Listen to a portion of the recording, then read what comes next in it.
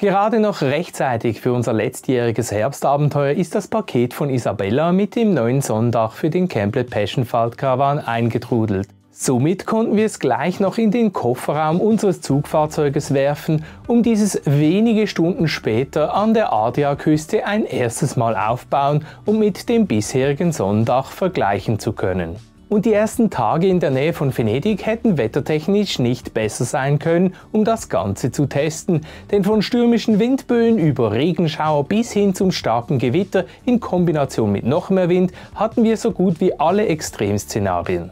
Aber bevor ich darauf eingehe, in welchen Punkten sich das Sonndach der zweiten Generation unterscheidet, schauen wir uns kurz noch die Gemeinsamkeiten zur ersten Generation an. Im Gegensatz zum Camplet Classic, Dream und neu auch dem Modell North wird das Sonndach des Camplet Passion nämlich per Reißverschluss nicht nur am Dach, sondern auch an den Seiten komplett mit dem Hauptzelt verbunden, sodass es weder Wind noch Regen am Übergang zum Hauptzelt ins Zeltinnere schaffen können. Das direkt darunter liegende Vordach des Camplet Passion gibt sogar noch zusätzliche Sicherheit, denn falls es doch mal ein Tropfen durch den Reißverschluss schaffen würde, wird dieser trotzdem direkt zur Seite hin nach draußen abgeleitet und hat keine Chance, den Bereich unter dem Sonndach unter Wasser zu setzen.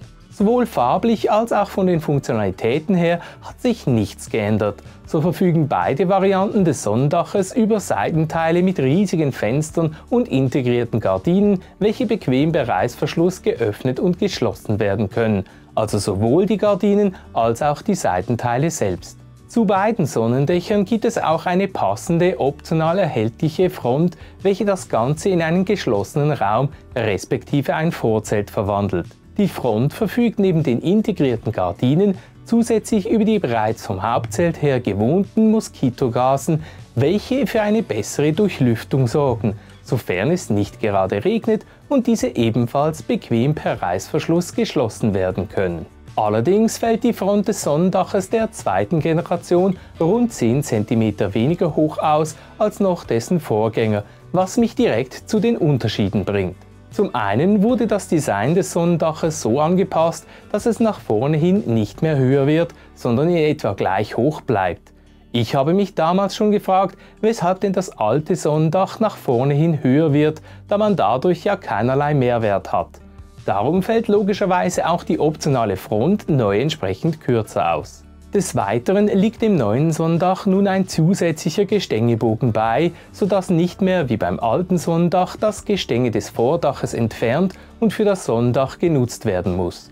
Stattdessen bleibt das Vordach bestehen, was die Abstände zwischen den beiden Gestängebögen entsprechend verkürzt und das Vorzelt stabiler macht. Doch weshalb hat Isabella beim Camplet Passion Sonndach überhaupt diese beiden Designanpassungen vorgenommen?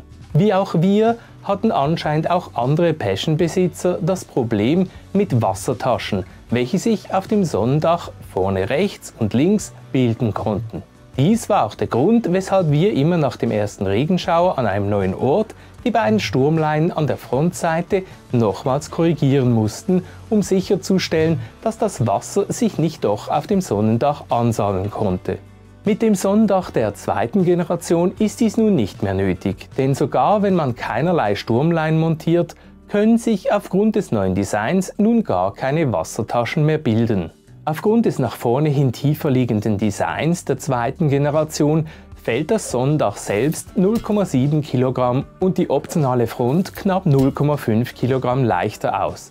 Der zweite Gestängebogen bringt allerdings zusätzliche 4,7 Kilogramm auf die Waage, weshalb das Gesamtpaket also unter dem Strich rund 3,6 Kilogramm schwerer ausfällt als das Sonndach der ersten Generation.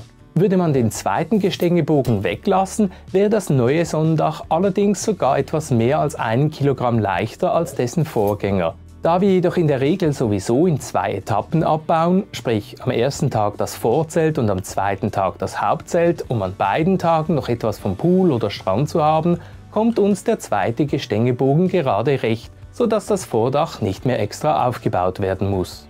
Nur schade, dass Isabella beim neuen Sonndach nicht auch endlich eine offizielle Bodenplane analog derjenigen des Hauptzeltes spendiert hat.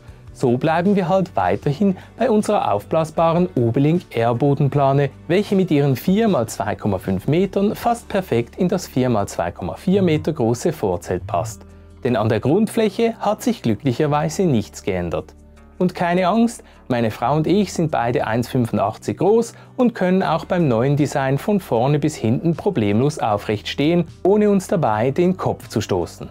Unter dem Strich ist das neue Sonnendach also etwas schwerer und der Aufbau dauert vielleicht ein paar Minuten länger. Dafür muss man sich bei Regen und Sturm nun definitiv keine Sorgen mehr machen, ob das Ganze auch im ersten Anlauf richtig abgespannt ist.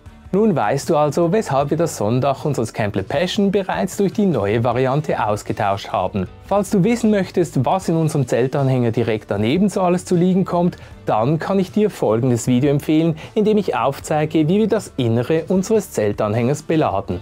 Oder du schaust dir hier an, mit welchen Leinen und Heringen wir das Sonnendach auf dem Campingplatz entsprechend abspannen, respektive was wir sonst so alles in unserer Faltcaravan Heringtasche mitführen.